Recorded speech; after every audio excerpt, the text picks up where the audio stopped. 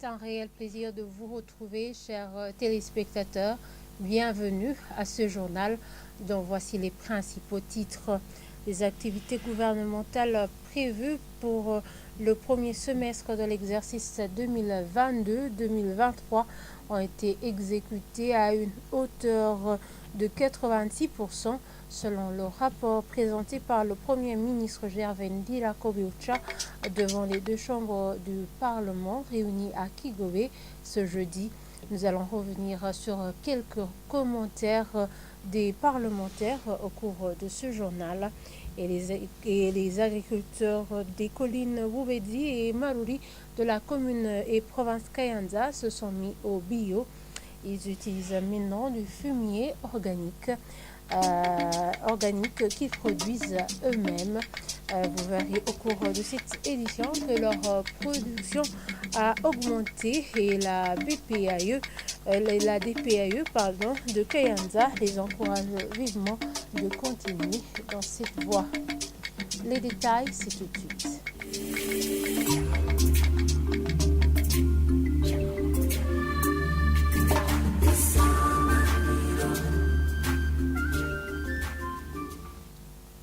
Encore une fois, bienvenue, chers téléspectateurs. Une production agricole de plus de 3,5 tonnes est obtenue par les cultivateurs des collines Woubedi et Maruri de la commune et province Kayanza, et grâce à l'usage du fumier organique fabriqué par eux-mêmes, ils arrivent à produire une quantité qu'ils n'avaient jamais eue pendant l'usage des engrais chimiques. Selon eux, la production de maïs a augmenté de 400 kg alors qu'avant, ils produisaient 200 kg. Jean-Marie Mayunga s'est rendu à Kayanza, son reportage. Ce fumier organique utilisé par des cultivateurs rencontrés sur les collines Maruri et Boubezi de la commune et province Kayanza explique que ça présente beaucoup d'avantages. Marie-Gorette Nzeimana, cultivatrice de la colline Boubezi, dit qu'avant, ils utilisaient le système qui ne donnait pas une bonne production, mais avec l'usage de fumier organique, le sol cultivable garde sa saveur et est bien protégé. Elle explique également que pour fabriquer ce fumier organique, elles utilisent plusieurs herbes en les mélangeant et donnent ce qu'elles ont appelé Nîmes et Titonia. Mais un point d'avis avec Germanique Nabozera, résident de la colline Boubezi, qui précise également qu'aujourd'hui, vu la production, il peut avoir plus de 100 kg après avoir utilisé ce fumier organique qui montre une grande différence comparativement à d'autres engrais qu'ils utilisaient. Ce cultivateur interpelle d'autres à emboîter le pas pour utiliser le fumier organique qui n'est pas nuisible à la santé et à l'environnement. Chantal Nakarutimana, la deuxième sur la colline Boubezi, se dit satisfaite d'utiliser ce type de fumier qui apporte de bons résultats dans la production agricole et lance un appel aux autres cultivateurs des différentes collines de les approcher pour acquérir des connaissances. Ce fumier organique, déjà expérimenté par les cultivateurs des collines Boubezi et Maruri de la commune et province Kayanza, a déjà présenté une grande production agricole.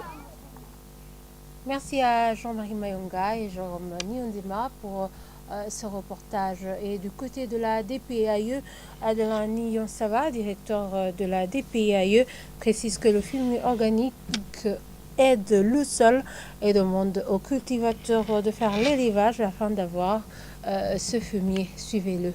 La fumier organique a une importance capitale dans la production. Si on n'utilise pas la fumier organique et qu'on utilise seulement les engrais fourmis, ça ne peut pas aider la population à bien produire. C'est pour cela que nous recommandons à la population d'utiliser la fumier organique et aussi les engrais fourmis, parce que la fumier organique a un rôle prépondérant à jouer dans la fertilité du sol. Et aussi, ça aide à la rétention de l'eau et aussi à bien augmenter la fertilité du sol.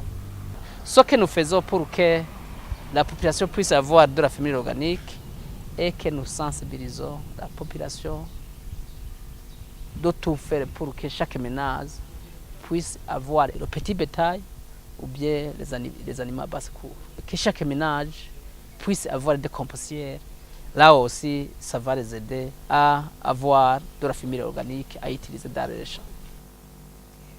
Parlons de droits humains maintenant. Les différentes sensibilisations sur la lutte contre les violences basées sur le genre ont permis de les dénoncer, ce qui a eu pour résultat la hausse des chiffres relevés et répertoriés des personnes victimes de ces violences dans tout le pays.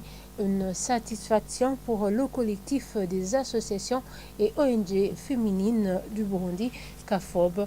Lors d'un atelier organisé ce jeudi par le CAFOB, le secrétaire général de ce collectif interpelle tout un chacun à contribuer dans la dénonciation et la prévention des violences basées sur le genre. Suivez à ce propos Maître Thérèse Nidjiman. Ce n'était pas un atelier de plus. À l'origine de la mise en place de la loi VBG, il y avait des réticences. Même certaines victimes n'osaient pas dénoncer. Maintenant, les victimes sont sorties de leur silence et même les organisations de la société civile, les institutions étatiques ou même les communautés à la base ont compris leurs responsabilités dans leur contribution pour la prévention et la dénonciation des VBG. C'est une plus-value et même vous, en tant que journaliste, vous allez rapporter ça et dire que même si les chiffres sont parlants, les engagements des uns et des autres vont contribuer à la réduction des VBG. Le CAFOB, à l'instar des autres organisations, vont appuyer le gouvernement du Burundi pour continuer à sensibiliser tout un chacun à ce qu'il y ait prévention et dénonciation des VBG pour qu'on puisse quand même contribuer à la diminution, sinon à l'éradication de ces VBG. Mais il faut qu'on travaille en synergie. Il ne faut pas travailler en solo. Et je vous le disais en titre, les activités prévues pour le premier semestre de l'exercice 2022-2023 ont été exécutées à une hauteur de 86% par le gouvernement. Déclaration du Premier ministre Gervais Ndirakobucha lors de la présentation du rapport sur les réalisations semestrielles du gouvernement devant les deux chambres du Parlement. C'était à Kigobe ce jeudi. Même si les parlementaires saluent les dites réalisations, certains parmi eux déplorent qu'il existe certaines activités qui n'ont pas été réalisées suite notamment au manque de carburant. Jean de Dieu Irakodze s'est rendu à l'hémicycle de Kigobe, son reportage. Selon le Premier ministre burundais, les activités prévues pour le premier semestre de l'exercice en cours ont été réalisées à 85,56% avec le taux de consommation budgétaire de 88,07%. Les parlementaires saluent les activités réalisées mais estiment que certaines d'autres n'ont pas été réalisées suite à plusieurs facteurs, dont le manque de carburant. Ils ont mentionné plus de 100 milliards de francs burundais de recettes non rentrées dans les caisses de l'État sur les prévisions de ce premier semestre. L'élu du peuple, Donatil, demande des éclaircissements sur les causes de la pénurie observée depuis ces derniers jours, notamment en ce qui concerne l'essence. Gervais Ndirakobucha explique que le problème s'est posé au niveau du suivi des commandes. Le député Agathon Gwassa propose de revoir toutes les chaînes d'approvisionnement du carburant pour pallier ce problème car, explique-t-il, il s'agit des produits stratégiques qui impactent la vie nationale. Clôturons ce journal par cette page de l'environnement. Le lac Tanganyika va être fermé pour une période de 3 mois, de mai à août au cours de cette année. Une révélation du ministre de l'Environnement et Agriculture et Élevage ce mardi lors de la présentation du rapport après la descente des députés pour évaluation de l'adéquation des projets de coopérative qui a été présenté à l'Assemblée nationale. C'est après des inquiétudes des sociétés de coopératives de Lomongué opérant dans ce secteur, comme quoi pendant cette période il y aura manque de poissons. Et voilà, c'est ici que nous clôturons ce journal. Merci de nous avoir suivis et très bonne suite de programme sur la télévision Isanganiro.